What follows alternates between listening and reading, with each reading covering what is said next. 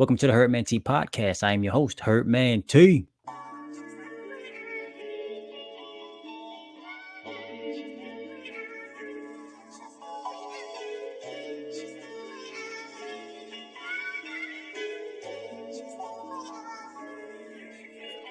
I'm feeling real good. Feeling real good. If you ever need a pick me up, just listen to the first couple seconds of that song. All right, so today is episode 32 of the Herdman T podcast.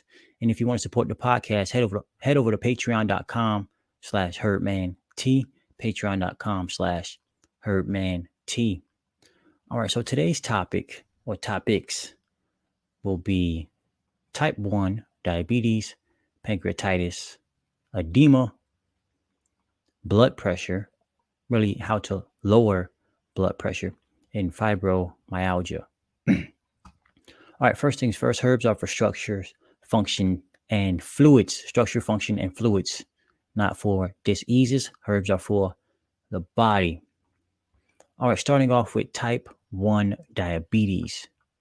All right, so type 1, once known as juvenile diabetes or insulin-dependent diabetes, is a chronic condition. In this condition, the pancreas makes little or no insulin. Insulin is a hormone the body uses to allow sugar to enter cells to produce energy. Now, anytime you hear diabetes, period, sugar metabolism problem. All right, so one organ that deals with sugar metabolism is your pancreas. Another is your adrenal glands. Now, when talking about insulin or the hormones, you have to look at the glandular system. So when looking to reverse a sugar metabolism problem, definitely want to look into focus on the pancreas as well as the adrenals, but the endocrine system as a whole and the digestive system as a whole. So understanding what other tissues are involved within those systems. For example, when dealing with the pancreas, you want to also focus on the liver. You also want to focus on the gallbladder. When you're using herbs for the liver, you also affect the gallbladder in a positive way. You also want to focus on herbs for the small intestines, herbs for the stomach. You want to make sure everything is being worked on and balance is being brought to all the tissues. That way you can save time. That way you can heal faster. Also you want to make sure you're focusing on the glandular system, so the pituitary gland, the thyroid, the adrenals, etc., the gonads if need be. But the main focus here is really the adrenal glands and the pancreas. So herbs that can help promote the pancreas's function will be bitters. Some examples of herbs that have a bitter actions. Bitters tend to increase the gastric or digestive juice production, whether it be more salivary glands, secreting more saliva, maybe secreting more hydrochloric acid, producing more bile, producing more pancreatic enzymes. Now, the reason you will focus on the digestive system as a whole when you're going after this pancreatic weakness is because the pancreas has an exocrine part that deals with your digestive enzymes. And it's sad to think that, because the pancreas is hormones are being affected, or the endocrine part of the pancreas is being affected, that the exocrine part is not contributing to that.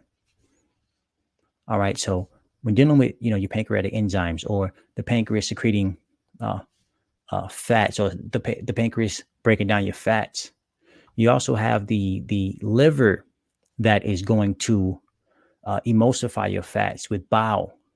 Then the pancreas is going to break those lipids down into further droplets, so then it can be absorbed into the small intestine. So a liver weakness can then cause the pancreas not to function properly, which can lead to things such as basically a pancreatic weakness. Now also going back to the glandular system, hormones, the so-called king of the hormones would be your pituitary gland. And a pituitary gland weakness can lead to other glandular weaknesses in the body, whether it be thyroid, parathyroid, adrenals, thymus, etc. So herbs for the pancreas that could help promote pancreatic function will be your bitters, or herbs that have a bitter action, such as yellow dock root, and ginseng root. Also, you want herbs that have hepatic actions, whether they be cholagogue, choleretic, etc., that can help promote the liver's function. That would be Oregon grapefruit, blessed thistle, dandelion root, burdock root.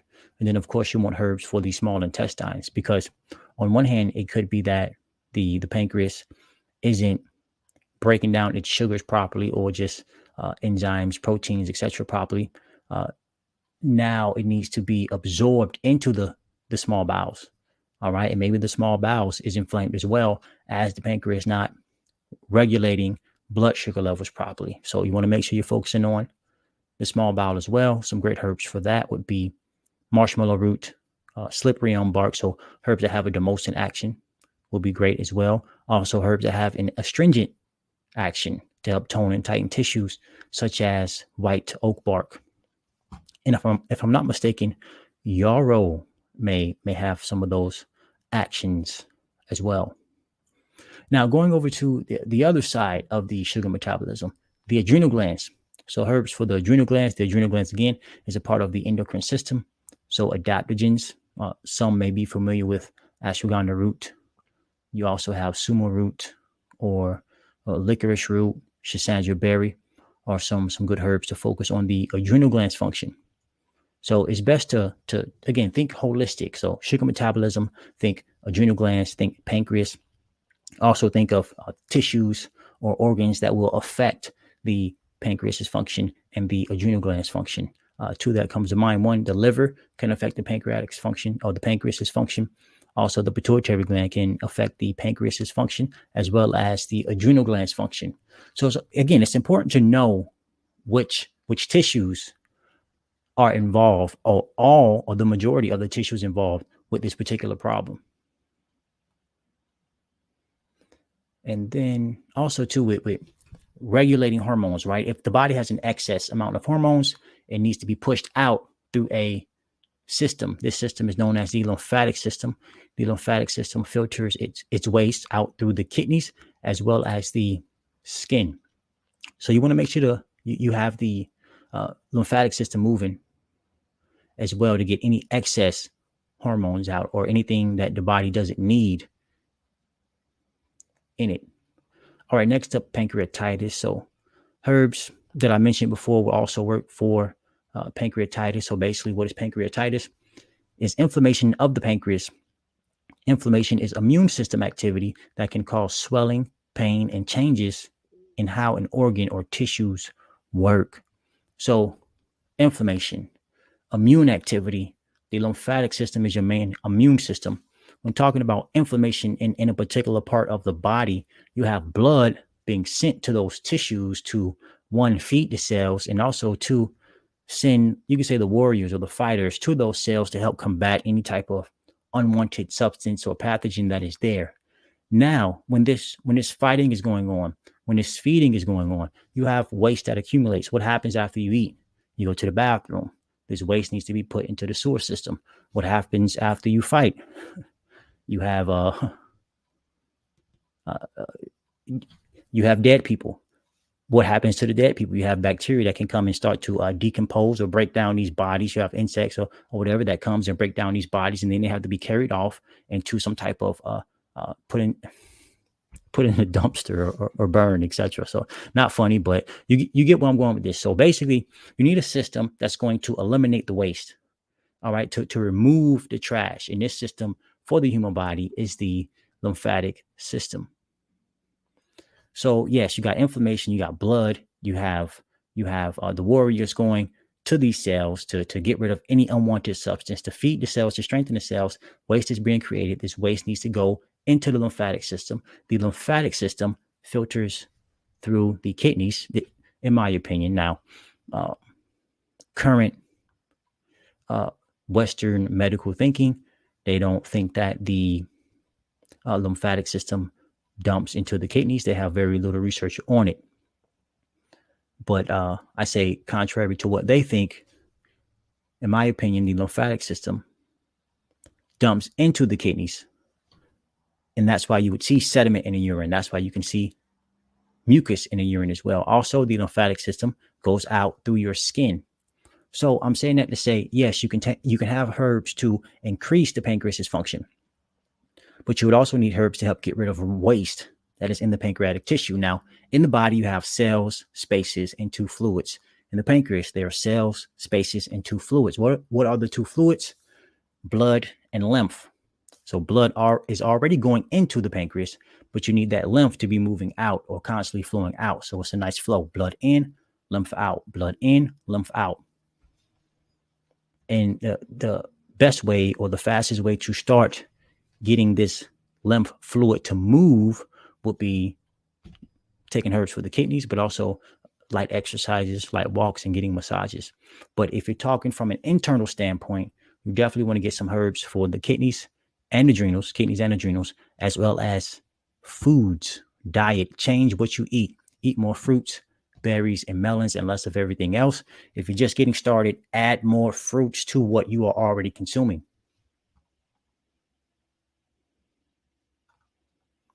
So a couple of more herbs is if you'll, that I mentioned before, whether it be for the liver, such as Oregon grape root or dandelion root. The herbs I mentioned before with a bitter action, yellow dock root and gentian root. And then herbs for the small intestines, you have slippery elm bark as well as marshmallow root. Licorice root could help as well. And also when looking to bring balance to the small intestines, you have to look at the adrenal glands as well, because the adrenal glands is considered to be the brain of your autonomic nervous system. And the autonomic nervous system plays a role in peristalsis, or controls peristalsis, which is the involuntary muscle contractions that goes on in your gastrointestinal tract. So from the esophagus, stomach, small and large bowel, to help move food all through that system, all throughout that system. So if your adrenal glands become weak, there's a strong chance, or you better believe that now your peristalsis is going to become sluggish as well. Now, and then the standard American diet is mostly dehydrating, tons of starch, tons of protein. So consuming foods that are dehydrating will slow down that gastrointestinal tract. That's why you hear people saying hydrate, drink water. The cells want hydration to function properly. You take that away from them, now you have this imbalance. Now they don't want to function properly anymore.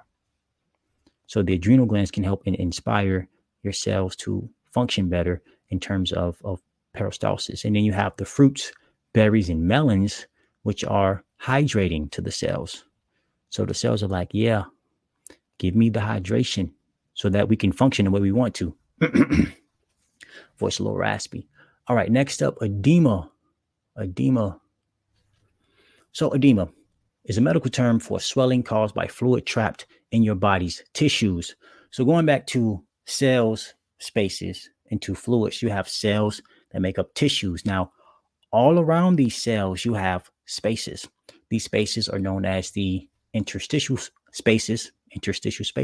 They contain interstitial fluid. So really, this interstitial fluid is filling up into these spaces for whatever reason. And what happens is they fill up in these spaces, but then they can't go anywhere else. Now, they could be coming from the blood, because really the interstitial fluid comes from the blood. And then once this interstitial fluid goes into the lymphatic vessels, now it is considered to be lymphatic fluid. So you have these spaces filling up and lymph being stagnant, because this fluid wants to enter into the lymphatic system, but it can't. Now, what is the main doorway to releasing this lymphatic fluid? That would be your kidneys. And the skin is considered your third kidney. That's why athletes can get away with, let's say, a weaker kidney condition than your normal person, because they're always doing what? Sweating, getting moving lymph, or stretching as well to help promote the movement of lymph. So when talking about reversing or reducing swelling, you must look into herbs for the kidneys. Some examples of this would be herbs with a diuretic action. This could be burdock root, cleaver's herb, This could be dog grass to help break up stones.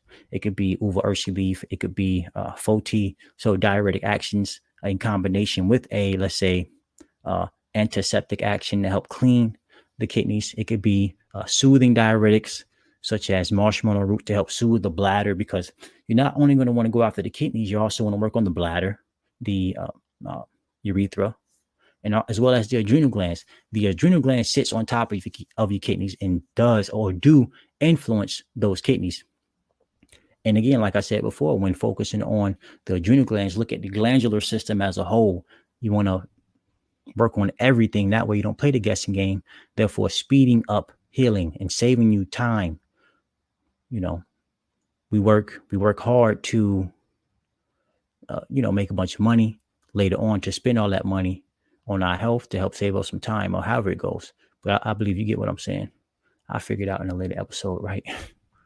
So again, edema, reduce swelling. You got to get the lymphatic system moving. A couple of ways to do that, to move lymph, you have fruits, berries, and melons that will help to inspire or promote the movement of lymph. Light walks or going for walks, light exercises, stretching, rebounder, massages, and then herbs for the kidneys. And again, the herbs for the kidneys, they have diuretic actions. They can have an antiseptic action, what basically means to cleanse the kidneys or cleanse the urinary system. And you have herbs that can help to tone or strengthen the kidneys, such as stinging nettle leaf or foti and cordyceps mushrooms. All right, next up, high blood pressure. High blood pressure, also referred to as hypertension, is when your blood pressure, the force of blood flowing through your blood vessels, is consistently too high. So what could be going on here is that, well, first, blood pressure. So of course you're dealing with the cardiovascular system and something's happening with the fluid balance, right? And whenever you're having a fluid balance problem, of course you want to look at the adrenals as well as the kidneys. And I don't know why I keep getting them mixed up, but you got a diastolic and systolic number, and that is reading, one is adrenals, the other is kidneys. And also you have a left adrenal and a left kidney, and a right adrenal and right kidney. So don't be surprised when you go and get a blood pressure reading. If you get one on your left arm, be sure to get one on your right and compare the two, because there could be a weakness on the left side of the body, which could correlate to your left adrenal and left kidney, and vice versa. And they're always working together. Again, you have a left kidney, left adrenal, as well as a left thyroid and a left parathyroid as well, or left parathyroid glands. So yes, there are two sides to every whole, right? So herbs, cardiovascular system. If you're talking about fluid, cardiovascular system. If you're talking about fluid balance, you definitely want to focus on the kidneys and the adrenals. I mentioned herbs for that before, but when you're looking into herbs for the adrenals, you definitely want to look into the herbal action known as adaptogens. When you're looking into herbs for the kidneys, you definitely want to look into the herbal action diuretic. And then herbs, let's say for the blood, you have cordyceps mushroom, which is considered to be a blood tonic. You also have a hawthorn berry or hawthorn leaf and flower. That's considered a cardiotonic that can be used to strengthen the heart as well as reduce blood pressure. You have herbs such as olive leaf that can be used to reduce blood pressure. But understand too, the pressure could be high in the blood due to tons of cholesterol beginning to compact interstitially around the vessels or the arteries, causing the space to shrink smaller and smaller and smaller, which could then raise the blood. So now you have this more confined space that the blood is traveling through than before due to stress. When you're talking about cholesterol is fats. Fats tend to build up when you're under excessive loads of stress. And it's tied back into the adrenal glands. Or you can even tie it back into the liver. The liver produces 80% of cholesterol in the body. So you're stressed. Now the liver is working harder. The adrenal glands begin to work harder. And then the kidneys can shut down and everything just starts slowing down. And problems just tend to start popping up. as if out of nowhere, as if they're unrelated, but everything is connected. Why? Because the body is made up of cells, spaces, and two fluids, blood and lymph. Everywhere you go, or let's just say the majority of places you go in the body, you will see blood and you will see lymph, whether it be in the head, whether it be in your finger, whether it be in your toe. All right, last up, fibromyalgia is a condition that causes pain in muscles and soft tissues all over the body. So what are soft tissues? Basically anything but your bones and teeth. So pain is everywhere. Something's going on with the myelin sheath. Something's touching on nerves, sending the body signals, hey, something is wrong. You need to fix it. And again, it may seem as though it's all over the body and is not related. Well, what can cause pain? What causes pain? At the end of the day, something is touching the nerve, and the nerve is sending the body a signal. Acids. When you look at, basically two sides of chemistry, you have alkaline or base, and you have acidic. What is destroying things? And that's the acidic side. So it could be, well, most likely it's the foods you're consuming that are considered to be acidic, that are not promoting hydration in the body, that's dehydrating the body, that's taking energy away from the body, and you need to replenish or feed or provide the body with the nutrition it needs or hydration it needs in order to begin to inspire cell function and then begin to inspire regeneration of tissue. So in with the new, out with the old, or out with the old and in with the new. So systemic, blood, lymph. You need blood going in and lymph moving out. The two main organs to focus on when getting that lymphatic fluid out would be the kidneys and your skin. Again, the skin is considered to be your third kidney. So if you want blood going all throughout the body, you want, circulatory stimulants or herbs that help to promote blood flow throughout the body. This could be gotu kola. This could be ginkgo leaf. If you want herbs to go to a particular area, whether it be more so focusing in the head area, you have rosemary leaf that can help with that. You also have herbs to help with going to promoting lower circulation, such as horse chestnut. But the ginkgo leaf and gotu kola works to get blood flow going all throughout the body. And again, the central focus of getting lymph out of the body or moving the waste out will be your kidneys as well as your skin. Now you have skin everywhere.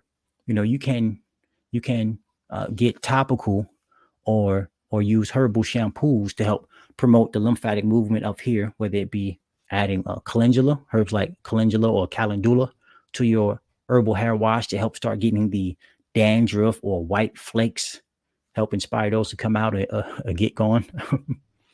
So again, systemic, fibromyalgia. Now again, herbs are for structure, functions, and fluid. So they are not for fibromyalgia. They are for the muscles, the soft tissues that are all over the body.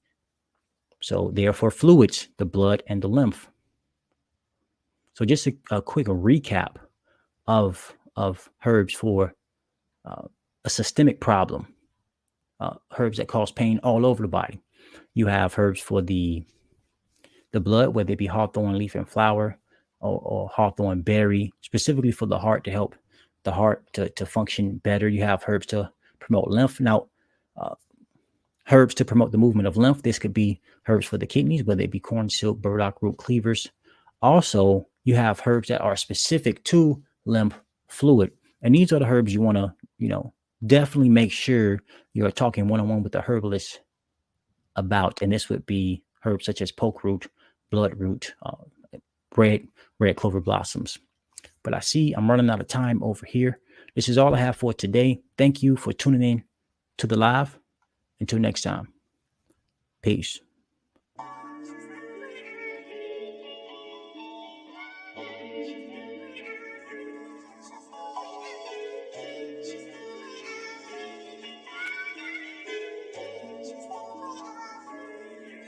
Spectate. Feeling real good. Feeling like I never knock on wood. Studying my health, I think you should. Be a better you every day, keep it true. I'm feeling real good. Feeling like I never knock on wood. Studying my health, I think you should. Be a better you every day, keep it true, and be held accountable for everything that you do. Be surrounded by the ones that are loving you. Growing never sink unless you sinking in the shot. While you in the fourth quarter and the haters sit and watch. They don't wanna move. They wanna sit and talk, never do. Don't you worry about them, strive to improve. And when they gunning for your queen, kinda move. They don't wanna move. They wanna sit and talk, never do. Don't you worry about them, strive to improve. And when they gunning for your queen, kinda move. I'm feeling real good. Feeling like I never knock on wood. Studying my health, I think you should. Be a better you every day, keep it true. I'm feeling real good. Feeling like I never knock on wood. Studying my health, I think you should. Be a better you every day, keep it true. I'm feeling real good.